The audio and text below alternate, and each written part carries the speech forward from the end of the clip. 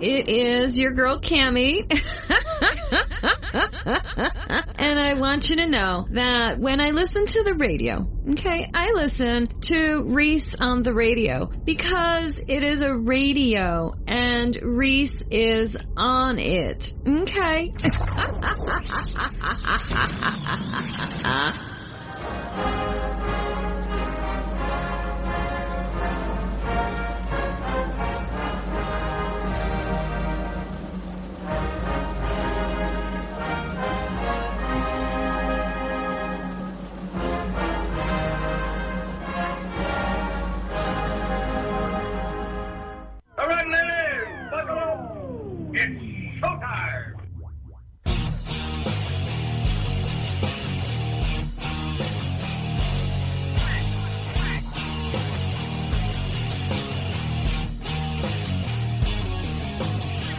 Hey, what's going on, all you scallywags out there? You know what time it is. It is time for the Reese on the Radio Rundown on News Talk 1080 WTIC. Happy Sunday to you and yours. It's been an interesting week. A lot of news, a lot of views. I'm covering some stuff that I'm finding very intriguing this week. Of course, tomorrow, which I almost feel is going to end in a dud because, you know, sometimes the news media has a tendency to overhype things. So we've got the deadline to New York Attorney General Leticia James claiming to seize Donald Trump properties. And I got to be honest with you folks, no one wants this more than me. I get excited about certain things. I know that, you know, it always ends up in a bust. It just does. I'll be hoping and praying that something that shouldn't happen does happen because I know what the optics will be, and then it doesn't happen. But this Leticia James is a different person. And some of you will agree with me because you know someone like this. And you may have had someone you worked with, maybe in the past. I remember somebody I used to work with who was very much like this. It wasn't so much that they were jealous of you, but they always seemed to have a personal problem with you. Something about you irked them, so they were particularly vicious, mean-spirited, or dismissive of you. It almost seemed like it was their lot in life to make things difficult, if not miserable, for you or somebody else you may know. And you see it in their attitude, and you know that there's just no reaching them. There's no compromising with that person. And Leticia James, don't get me, have you watched her on television with the mocking tone and the very disrespectful way that she deals with everyone? That almost plays this "you can't touch me." I listened to her talk, and she knows that the audience, or the press in this case, she knows that they will not question her motives. They won't question her tactics. They won't even go after her style. And I mean not the way she dresses, because that's abhorrent, but the way in which she just talks in general is very down to people. And look, I believe that all public officials should face some scrutiny from the press, but Leticia James, she'll never get it. You know, it's a lot of stenographers. I haven't heard one tough question towards this woman. And the seizing of Donald Trump's properties, she says that it's for the citizens of New York, right? She will not relent going after this man. Right, this illegitimate president, as she called him. But I've listened to all of that audio, and I'm not going to play it here. It's been played anywhere and everywhere else. If you want to hear it, you can. I can't stand the sound of the woman's voice. But if you listen to her, it doesn't sound like she's doing anything for anybody else. This is about her. And I know I'm going to sound like a broken record. She's Fannie Willis 2.0. Everything is about her. she really wants to beat Donald Trump like it's a boxer in the ring to her. And she's on the stage at the pre-fight news conference at MGM Grand for the weigh-in, and she talks in those terms. And she's got to get Donald Trump, destroyed. It's really, really, it's an interesting thing if you look at it, I guess, from my perspective. And I don't know how other people look at it, but some people know that there's a degree of malice. This isn't about the rule of law. A guy that I'm not even a big fan of, right? I take him with a grain of salt. He wrote a really, really great book a long time ago. I think it was called What Americans Really, Really Want. And it's, it's not really policy or politics driven, but it just talks about, based upon the data, what Americans really want in their lives. And that's by none other than Frank Luntz. And he's a pollster. He goes here and he's getting a little bit of controversies with individuals and stuff. Sometimes he gets a little too deep into the fold, but whatever. He's trying to work. But he says this thing on CNN. I don't know if you caught it, but take a listen. I want you to remember this moment, and don't forget it. If the New York Attorney General starts to take his homes away, starts to seize his assets, it's all going to be on camera. Pundits are going to sit there and scream about this. This man cannot be elected. You're going to create the greatest victimhood of 2024, and you're going to elect Donald Trump. If they take his stuff, he's going to say that this is proof that the federal government and the establishment and the swamp in Washington and all the politicians across the country and the attorneys generals and all of this, that this is a conspiracy to deny him the presidency. He's going to go up in the polls just like he went up every single time they indicted him. But it will prove the things that he's saying on the campaign trail, and he will go up, and it may just elect him president. Do not forget that. And I say this to the Attorney General right now. If you play politics on this, this is what the secretaries of state did in Colorado and what they did in, I believe, is Maine. His numbers went up in both states. I don't understand. I'm almost speechless in how pathetic the opposition to Trump has been and how completely misguided. And this is a perfect example of it. Now, I got to be honest with you. Frank Luntz said that 2 days after I said it, maybe 3 days after I said it. And this is echoing in other places, too. Here's another one. Check out Obama bro Don Peebles talking to Neil Cavuto. I think that she's made a mistake. I think this whole case against Trump, it's a victimless case that should never have been brought.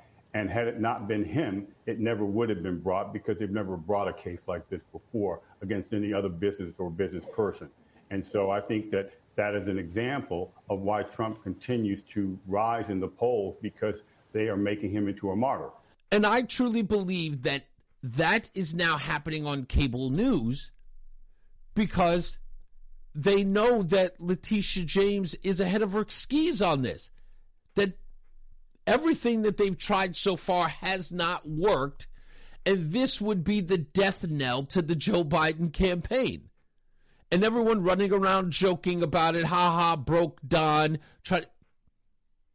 If you ever want to be more out of touch, Joe Biden, keep calling him broke Don. Everyone's going to know while he's there. You're laughing at the man who's losing money hand over fist based on prosecutions many believe were brought on by you. Go ahead, laugh it up, fuzzball. Let's see how that works out. Let's take a break. We'll be back. It's Reese on the Radio on News Talk 1080 WTIC. The hour that packs a punch. It's Reese on the Radio on WTIC News Talk 1080. And we're back. It's Reese on the Radio, News Talk 1080 WTIC. This is the Reese on the Radio rundown. I got to tell you, the one thing that drives me nuts every day, and trust me when I tell you this, when I see Republicans turn on a dime against themselves and their core beliefs to acquiesce to the left, it baffles me. Now, I say this as a person who's a conservative. I've been a conservative for over 40 years, even as a child. I identified as a conservative at 10 years old. The values of conservatism are in my blood. As Frederick Douglass once said, which is why I coined that term here on WTIC. I call myself the Frederick Douglass of the 21st century. I am a dyed-in-the-wool conservative. This notion that you can be a moderate and call yourself a conservative baffles me. Now, hear me out. I'm not suggesting that anybody should goose step at all. If you don't believe in the core tenets of conservatism, fine. Call yourself an independent. That works for me. Just do that. Unfortunately, we have a lot of people who are joining the party because that's the only way to get elected in some ways, and you utilize an uninformed populace to get elected, and then you get into office and you behave like a Democrat, or you behave like a liberal or a progressive, whatever they're calling themselves this week. I don't get it. I'm never going to get it with people who call themselves Republicans. I can spot them when I see them. I knew Liz Cheney was a fraud. I called her out 10 years ago. Adam Kinzinger, forget about it. That guy, first of all, for me, you can't be a Republican and a man and cry as much as that guy does. You just can't. Now, people may say that I'm being sexist. I'm not being sexist. This guy cries too much. I'm so sick and tired of men complaining and whining. I'm done with that. And then pretending to be tough guys at the same time. Knock it off. Mitt Romney, I called him from the get-go, but he's a Republican. No, he's not. No, he's not. Mitt Romney talked a good one in 2012. That convention speech, yeah, it was a lot of tough talk. But that guy is a closet Democrat. He just is. Paul Ryan, too. They all talk a good game. You watch, you see this bill that was just passed over the weekend on Friday, and you find out how many Republicans or so-called Republicans sign on to that bill because, they've got to avert a government shutdown. Why? Why did they have to avert a government shutdown? The American people, if you're a core Republican, you understand that your base doesn't care if the government shuts down, man. They don't care. They know that if the government shuts down, that the government isn't interfering in their lives. If you are of the apparatus that believes that the government must run so that other people can survive, you don't understand what your role is. The biggest problem we have today is that government is involved in every facet of our lives, and a government shutdown is a welcome thing. These people talk about it as like, but people aren't going to get their checks. That never happens. This bloviating about what's going to happen in the event of a government shutdown, and it's always a partial government shutdown. Does the government ever really shut down? No, absolutely not. You might get a couple of people who are furloughed, but trust me, they get their back pay. Everyone knows this. This is not, it's not a mystery to the rest of us. And if you are a true Republican, if you are listening to your constituents, when this government shutdown stuff looms and, if we don't pass this spending bill, we're not going to have the government open. They should be looking at them just going, yeah, and let's talk about some cuts. You want to get past this measure? Let's get some cuts in here and hold the line. Yes, MSNBC is going to speak unfavorably about you, but so what? CNN is going to call Republicans, so what? Now, look, I believe that Mike Johnson may be a nice and decent guy, as Marjorie Taylor Greene famously said recently. He might be a fair and decent guy. I got nothing against that. But you know what? Look, we just don't have any backbone. And I got to tell you what the problem is. We just don't have enough Donald Trumps. I'm just going to say it, and I have no fear of saying it. Some people always say you got to run like hell away from Donald Trump. You don't want to be aligned with that guy. That's the problem. Because if you're running away from Donald Trump, you're running into the hands of Democrats, because that's what they want. They want you fearful of being associated with the man. Because then, remember, everything that they throw at Donald Trump may not be working on him. But you have to recognize why it's not working on him, right? His support grows the more that they attack him. Wouldn't the same work for you, bozo? Wouldn't the same work for you? At least if you adopt some of the tactics. Some of those people in your districts are the people who are voting for Donald Trump. Wouldn't it serve you best to maybe follow his template? Why not? What are you so afraid of? That people won't like you? That someone might write a horrible article about you that you can't scrapbook about? I find it incredible. I am in no way interested in half of these bozos writing about me. Please, if I were a politician, for crying out loud, come to my office and have a conversation with me if you're going to write an article about me. Hey, you write an article about me? Hey, come on by. In fact, after they've written an article about me, call said writer and say, hey, I'd like to respond to the article that you wrote about me. You want to come on by? Let's have a talk. And then say to that writer to his face, here's why I did that. Here's why we should have a government shutdown. Here's what they're doing. And then give them the evidence and then say, now go in there and go lie about it in your little newspaper or your little publication or on your cable news show. Don't worry. We're recording the whole thing and we'll just tell the American people what really happened and how you got over here and sided with the Democrats, because that's exactly who you are, just another arm of the Democrat Party. Put them on notice. Why aren't we putting the media on notice? Why am I the only one telling everyone put the media on notice? I'm so done with these people acting like a bunch of chumps and running for the hills the moment that they get challenged. Look, people are going to say horrible things about you. Unfortunately, they are. You're a public official. The public is going to get at you. But what did you do this for? For the paycheck? Did you do this for the inside deals? Did you do this because being a member of Congress or the Senate makes you feel like royalty? What did you do it for? The objective is to serve the American people. Serve them. If you go back home and find out that the people you serve were against you voting for this bill, you know you didn't serve them. Go home and explain to them why you didn't. I don't think any of them can. No one's giving you props. The accolades you think you're going to get from the leftist media for passing a so-called bipartisan bill, this isn't bipartisan. It's not bipartisan when the compromise is you do what they want. That's not a compromise. You get nothing. When the Democrats get everything that they want, that's what we call capitulation.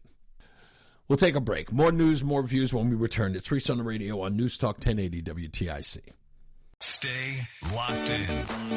Reese on the Radio is on WTIC News Talk 1080. Oh, this song brings back so many damn memories. It's Reese on the Radio on News Talk 1080 WTIC. I hope you'll indulge me a little bit, because this song is the, I would have to say, part of the reason why I ever fell in love with radio. Oddly enough, this was the song that made me want to be a part of the medium of radio, just as a radio host. And for those of you who don't know it, look up the song. It's a great song. Todd Rundgren, Bang on the Drum All Day.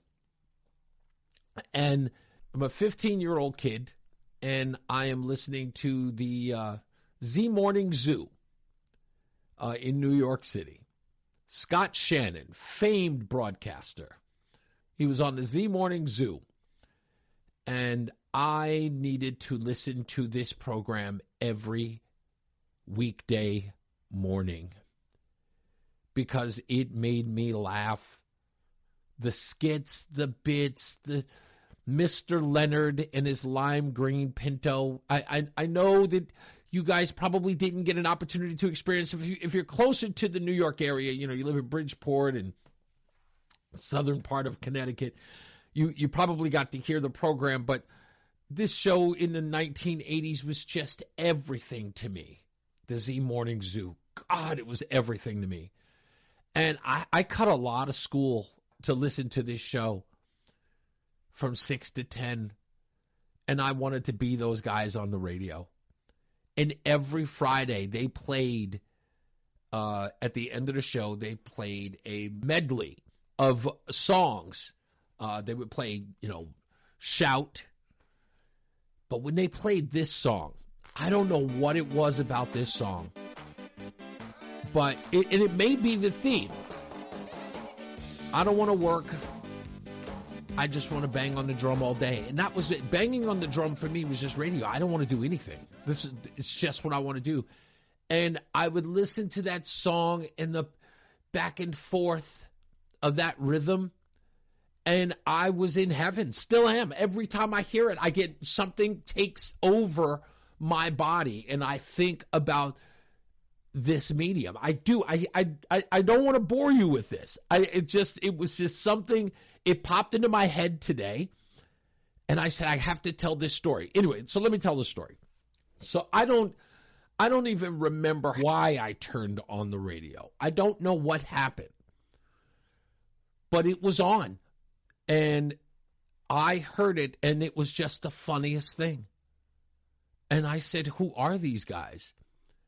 And they played Weird Al Yankovic, and I heard that, and I went, "Oh my God!" Like, all I ever wanted in my life was to be funny. Sometimes something in your life can make you want something that you don't know that you want. So growing up as a kid, my mom loved Robin Williams. She loved anything and everything about Robin Williams. And my mom and I did not have the greatest of relationships. It was a very, very contentious relationship. My mom was very abusive, physically. I don't think she ever wanted children, so she had 5. Anyway, but she loved Robin Williams, and she loved the show Mork and Mindy. She loved that show. And to watch that woman laugh at Robin Williams' antics on that show, as her oldest son, I got a little jealous that Robin Williams could make her laugh. And Robin Williams was the first comedian that I ever liked. Because I knew he was funny. He was undeniably funny. But I liked him because I wanted to be funny like him. I can almost say I was jealous of him. Because my mom thought he was the greatest thing in the world. And I wanted my mom to see me that way. And again, I'm just a kid. We're talking about, when I was like, 9, 10 years old. That's all I ever wanted was my mom to love me, and she loved Robin Williams, and that was how I identified. So I kind of feel like my sense of humor came from that jealousy. So imagine you're a teenager at this time, and then, you're really into comedy, right? You really love to laugh. You understand the craft. I start getting into comedy in ways that are unheard of. Jonathan Winters, George Burns, Rodney Dangerfield, Henny Youngman. I loved all of these comedians coming out. Richard Lewis, just passed. I remember Richard Lewis, man, as I was growing up. There were just so many comedians growing up. Gallagher. All of these guys were fun. I can still remember some of their routines growing up. And so you would catch these comedians in doses. But the Z Morning Zoo, when I turned on the radio, there they were every weekday morning non-stop. I could get my fill. Fridays, I hated Fridays, even though I knew I was going to hear that Todd Rundgren song. Because that was sort of like, that was the bittersweet. They gave me something to sort of last me until Monday. And they would play that song and I would jam out to it. I would jam out to it because it made me happy. I was living a miserable life as a teenager. Miserable life. But this song just made me feel, I don't know what it was. I was in another world. Radio put me in another world. Still does. Still does. It's the only thing, I don't know. I don't think I could love anything. I don't think I've ever loved anything more than this. Okay, the birth of my child, yes. But just, something that spoke to me as a kid, that I can feel it. It's like tangible. Talking about it now, I know exactly what I felt like when I was 15 years old. When I heard the Z Morning Zoo, when I listened to this song, it will always get me. It will always get me in that one place. I couldn't tell you how it happened. It was just there. When I was growing up, and I know a lot of you probably felt this way in your life, like, what's my thing? Right? You feel like everybody in the world's got their thing. What's my thing? I did that a lot. I tried to figure out what was my thing. What was the thing that I wanted more than anything? And I realized a long time ago, when I was 15, I wanted to be on the radio. And I never pursued it, never tried, until one day I took a shot when I was 30, 15 years later, and I got the chance of a lifetime. And here I am today just because of that.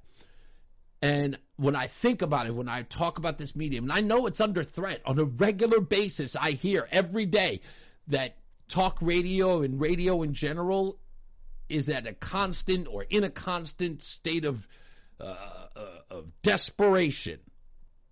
I don't ever want this medium to go away. It is in a moment of tragedy, in a moment of hope. Radio has always been that place for me and for plenty of other people. So you have no idea how much I respect this medium and how much I love it. I just wanted to tell that story a little bit. I'm going to play a little bit more of this. Todd Rundgren. You can't lie. Just something about that bass moves you. It moves me. Anyway, we'll be back. More news, more views when we return. It's Reese on the Radio. News Talk 1080 WTIC.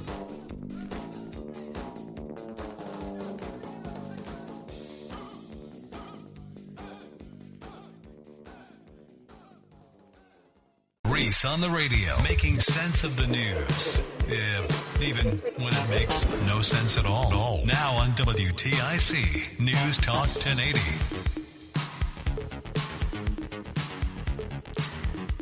I myself, personally, I'm not speaking for my caucus, I myself have always been for lowering the voting age to 16. I think it's really important to capture kids when they're in high school, when they're interested in all of this, when they're learning about government, to be able to vote. That is not necessary. In other words, some of the priorities in this bill are about transparency and openness and accessibility and the rest. That's a subject of debate. But my view is that I would welcome that. That was former Speaker of the House, Nancy Pelosi, 5 years ago, talking about a proposal, in her view, to allow 16-year-olds to vote. She wanted to lower the voting age to 16. She thought that high schoolers would be great voters. But did you hear this story about Tom Tillis, where someone called his phone? Talk about getting involved with politics at a young age. Listen to this young lady express herself about a proposal that doesn't seem to agree with her. Okay, listen. If you ban TikTok, I will find you and you. That's people's job. jobs, and that's my only entertainment. And people make money out there too. You know, I'm trying to get rich like that. Anyways, I'll shoot you and find you and tuna pieces. Bye. Now, I don't need to call this an ignorant kid. I don't have to call this kid stupid. I don't have to call this kid a moron. I just know kids. I'm not a big fan, by the way. Not a fan. Just not. You know, and I have my own kids. They've all grown. I've even got to deal with a 16-year-old. He's okay. Don't get me wrong. Some of them are okay. I don't see them as all the same. I can definitely tell you that there are some exceptional children out there, well-mannered, well-meaning, well-disciplined. But even those kids I wouldn't trust to vote on anything. I just wouldn't. I don't want power in children's hands. One of my biggest gripes are people who love talking about the young folks. Let the young folks take it over. They are so smart and innovative. Shut up. Just say you're lazy and you don't want to have to do it anymore. Just say that. I get it with the older folks. They want to give it up to the young people so they can feel important. I get it, right? Maybe they'll come up with some new ideas. Yeah, where you been lately? Okay? These are the same bozos who tell you that a man can be a woman if he says so, but you can't change your race in the same breath. Miraculously, I'm a girl, but can I be black? Well, hold on. If you can change your gender, can you change your race? No. Why? Because that's just how you're born. Isn't your gender how you're also just born? Yeah, I see where you're getting with. This could very well be the stupidest person on the face of the earth. No, you can't change your race. I feel like one is actually a stagnant part of identity, and the other one, like, is serious, but it's in a different form. It's not the same concept. Race is your roots, where you were born with from, ages ago. So I think... Isn't your gender what you're born with, too? That's true, but I think it's a different, What you just said is one of the most insanely idiotic things I have ever heard. At no point in your rambling, incoherent response were you even close to anything that could be considered a rational thought. Everyone in this room is now dumber for having listened to it. May God have mercy on your soul. These kids are just as silly as the little 5-year-old who, sits in the back of your car and asks you ridiculous questions like, why is the sky blue? Why is the sun hot? Yeah, imagine that age 16. No different. They all think that it's the end of the world. They think every problem of theirs is the worst problem anyone's ever dealt with. They're emotional. They're unreasonable. You want to put these kids in charge? You want to give these people the right to vote? Now, I know what Nancy was saying. You get them that young, more than likely they're going to be liberal. They'll vote for Democrats over and over again. There'll be one-party rule, for another, 20, 25 years. They know the likelihood that a young kid is a conservative is slim to none. That's the reason why she was talking about it. But you got these other people saying, we need somebody younger. And I always go, why? Hey, I'm 54, going on 55 this year. Okay? Some things I wouldn't even trust me to decide on. I like using rationale. Right? I'm a reasonable person. When things come in front of me, I look at them, I break them down. Okay, that doesn't make sense. Explain to me how it does. That's the kind of guy I am. I don't think that I should be a decision maker. And if I don't think that I should be, I damn well know that a 16-year-old can. Not a 16-year-old says, that's the only entertainment I have. This kid hasn't thought to get out of the house. Use this same stupid phone that they're holding in their hand to watch TikTok and perhaps call a friend, have a conversation with someone. You didn't think to do that? That's the person you want to give the right to vote to? I don't think so. They used to say that it was racist or it was unconstitutional for somebody to take an aptitude test in order to vote. Fine. I'll go one step further, Nancy Pelosi. Bring the aptitude test for a 16-year-old, and if that kid can pass, they can vote. I promise you, either they won't take it or they'll all fail and we'll be safe. That's fine. That's what I say. Giving these morons an opportunity to vote. Come on, are you kidding me?